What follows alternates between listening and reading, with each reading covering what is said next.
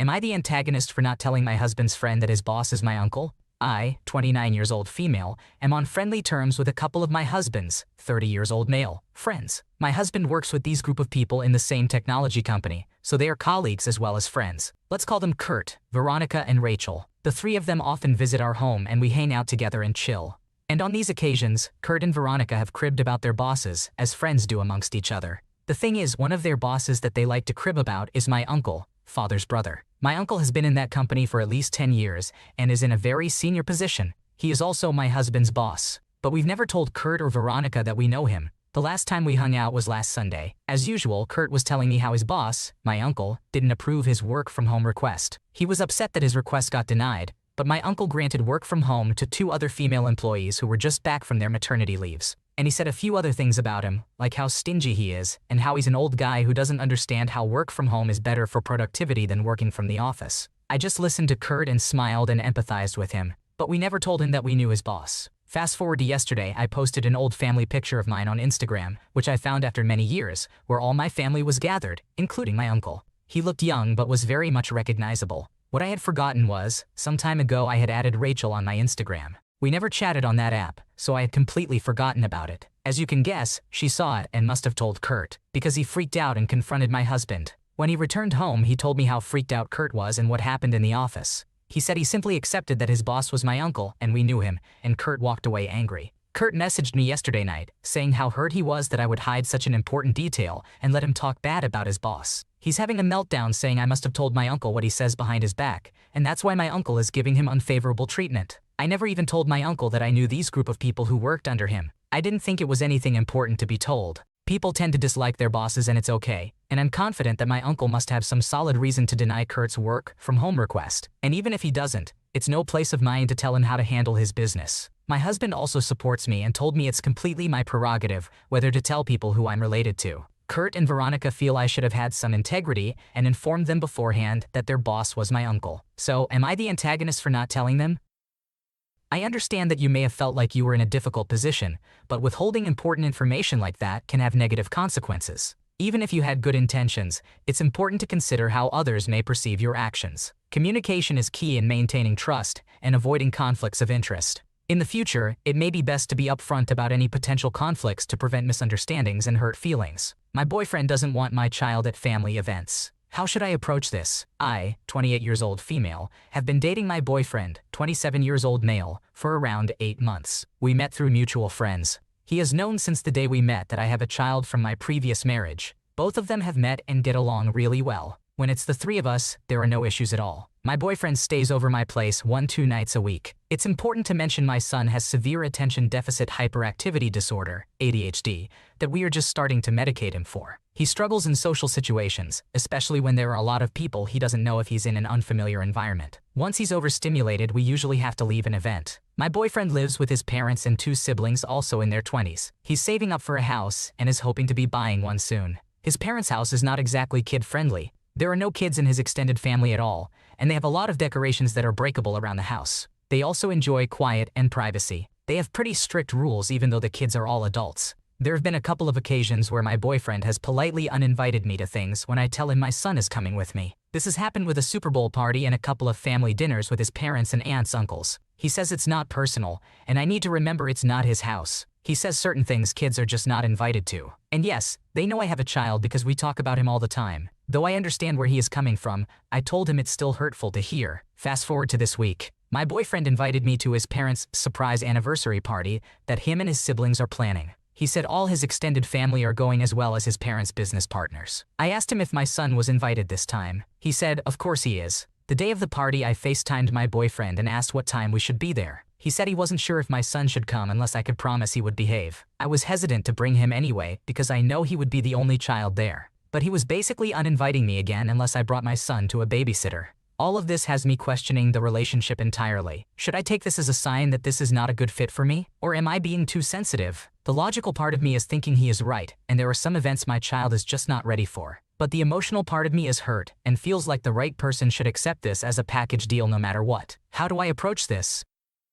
Wow, as someone who grew up with split parents and was dragged to parties where I just wanted to hide, I can totally relate to your struggle. It's important to listen to your child's needs and not force them into situations where they are uncomfortable. On the other hand, it's understandable that some events are adult-only. Compartmentalizing your child's involvement in your dating life and social events could be a good balance moving forward. Am I the antagonist for bringing up my uncle-in-law's divorce when he wouldn't stop berating me? In 2010, I, 35 female, was diagnosed with Crohn's disease. My gastroenterologist recommended avoiding red meat to reduce inflammation. Over the years, I've just ended up cutting meat altogether, and my body has responded extremely positively. I don't care if other people eat meat around me and I don't try to convert. Yesterday, my partner's 34 male, Joel, parents hosted a family barbecue. There were about 30 people, aunts, uncles, cousins, grandkids. They're a lovely group with the exception of Dave, in his 50s, who is that uncle. A few years back, Dave and his ex-wife, no longer part of the family, went through a nasty divorce. Dave is a raging alcoholic. There were affairs on both sides. Everyone knows. One of the other habits I've developed over the years is eating standing up when it's appropriate. Predictably, Dave meanders over to me and starts mocking my liberal food and how I was eating, saying my standing was making everyone uncomfortable.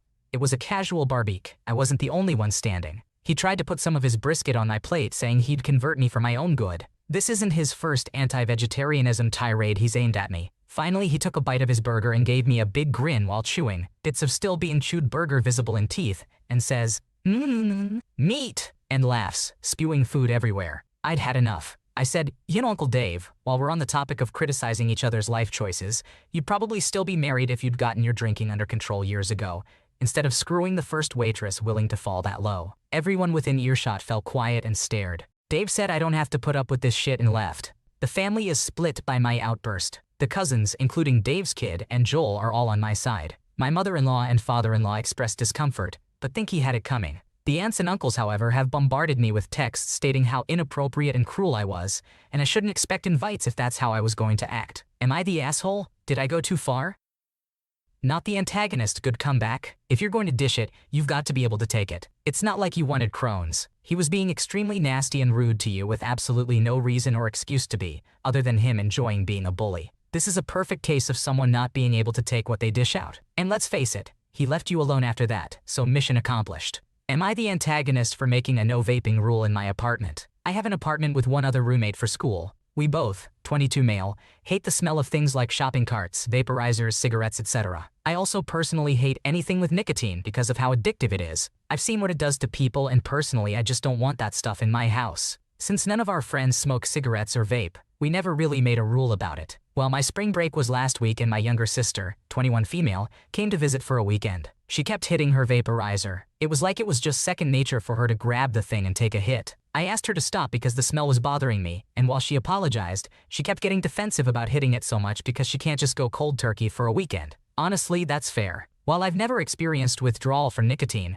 I have experienced withdrawal from some antidepressants, and it's horrible. I'd never wish that onto anyone. But because it was still bothering me, I went to my roommate about adding no vaping to our official house rules. He was cool with it because we both don't like having that stuff in our space. Since we agreed to add that, I texted my sister. The text was brief, and I just explained that if she came to visit again this semester, she couldn't vape here anymore. Well, she blew up at me about it. She reminded me that withdrawal is horrible, and so she can't just give it up for a weekend to see me. She also said that it's not that big of a deal and that she'll just use it in the bathroom if it bugs me that much. Her reaction honestly just made me want to enforce the rule further. But at the same time, I feel bad because I'm basically forcing her to stop doing something just because I don't like it. I'm not trying to be some guardian angel helping people end their nicotine addiction, nor am I asking her to stop vaporizing completely. I don't want to not allow my sister into my apartment over some flavored air. I just don't want that trash in my apartment. I later went to some friends and their responses are mixed. A few of my friends said stuff along the lines of how I'm just setting a boundary, similar to someone who doesn't drink, asking his guests not to drink only while they are in his home. But other friends are saying that I'm trying to force my opinions on vaporizing onto my sister, or I'm trying to force her to quit vaporizing. That's not what I want to do though. We're both adults, and while I'm not happy she vapes, it's not my place to act all high and mighty. She's her own person and she can do what she wants. I just don't want some things to happen in my house. So am I the antagonist for not allowing vaping in my apartment? I can't believe your sister is making such a big deal about going outside to vape. It's not that hard. Smokers have been doing it for years. Your house, your rules, not the antagonist. Am I the antagonist for telling my dad he deserves my sister's lack of concern and compassion for him? To start with, this is about my dad, in his 40s, my sister, who is 14 years old, and me, a 17-year-old male. 8 years ago, my parents divorced, and our mom ended up leaving us. The divorce was the trigger for a lot of my sister's mental health struggles, which she was diagnosed with less than a year after the divorce. She cried all the time, hoarded photos of our family in her bedroom, and would cry over them and beg for them to become reality again. She was struggling in school, she was withdrawn. She would beg Dad to get Mom back and to make us a family again. She ended up needing medication, therapy, and a psychiatrist who she still sees every 3 months. But it was bad for a significant amount of time, and Dad wasn't great.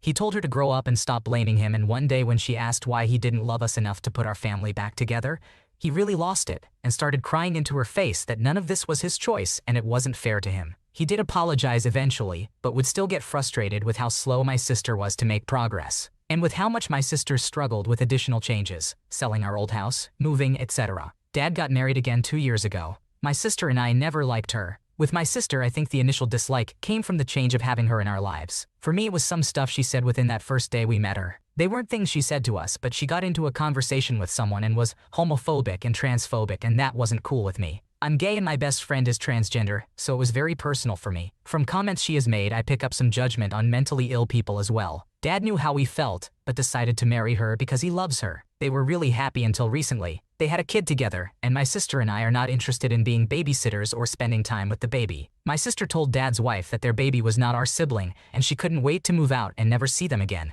So my dad and his wife's marriage is now suffering, and my dad is worried about divorce. He's been moping around when they're not in marriage counseling together, and a few days ago, he was complaining that we're going to destroy his marriage with our lack of willingness to be a family. My sister told him that she didn't choose any of this. None of this was her choice. He needs to grow up and accept how things are. Basically saying the stuff he once said to her. He was furious, and he expected me to be on his side. But I told him he deserved it when he treated her the same way when she was only 6, and when he knowingly chose to marry someone we had good reasons not to like. He told my grandparents, and they confronted me and said I was very unfair to Dad, who was trying to keep his second marriage and family together, and after Mom left the way she did, I should be more sympathetic to him. Am I the asshole?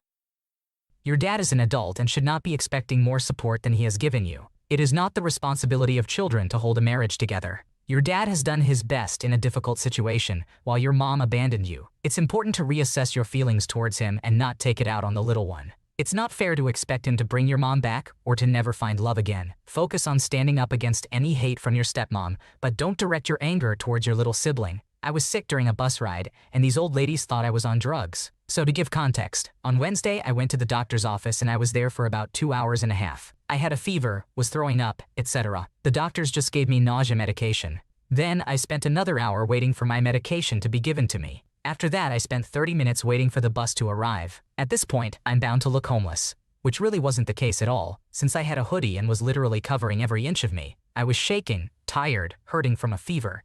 It was pretty bad. That night I dreamed I was a wizard creating cubes of magic in the dark, and it was cold. Finally, my bus arrived and I took my seat. Immediately after, I was feeling sleepy, but you got me evved up if you think I'm going to sleep on a bus as a teenager. Listen, I was struggling.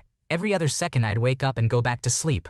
I never slept longer than 3 seconds. Anyways, this is where the actual story begins. During one of my wake-ups, this lady was leaning over to me. I couldn't see her face because I was wearing a hoodie. Since she was so close to me, I quickly grabbed my bag and lifted my hoodie. I thought she wanted to sit next to me because there were no other spaces. However, I saw that she quickly rushed to the back. I just shrugged it off, but then I started to hear them talking about me. I speak and write Spanish, but I look white. Let's call these two 1 and 2. 1, being 2's friend, and 2 being the lady I looked at. 1 asks 2 if I looked at her, to which she responds that I did and she could tell I was on drugs. Mind you, they are speaking Spanish. Yo, when I tell you I had to physically hold my head in place to not snap and look at them, it's an understatement. However, I was tired, running high on a fever, etc. So I just texted my friends about these ladies as they continued to talk amongst one another about me. They kinda started talking more quietly at some point, so I couldn't hear anymore. By some freaking miracle, 1 got off at the same stop I did. I didn't know what she looked like, but I knew her voice, and right before she got off she was saying, bye to 2.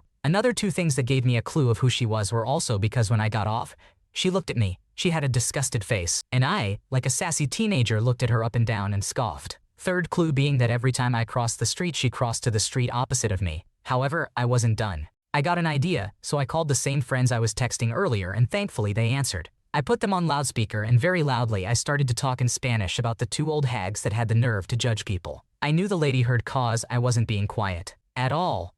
And I know she doesn't mind her own business. Basically, I was stating loudly how I was in the hospital for 4 hours, and oh how dare people have the nerve to judge others, etc, etc. Midway through this, I crossed the street to be in front of her and I basically started tearing her up on the phone.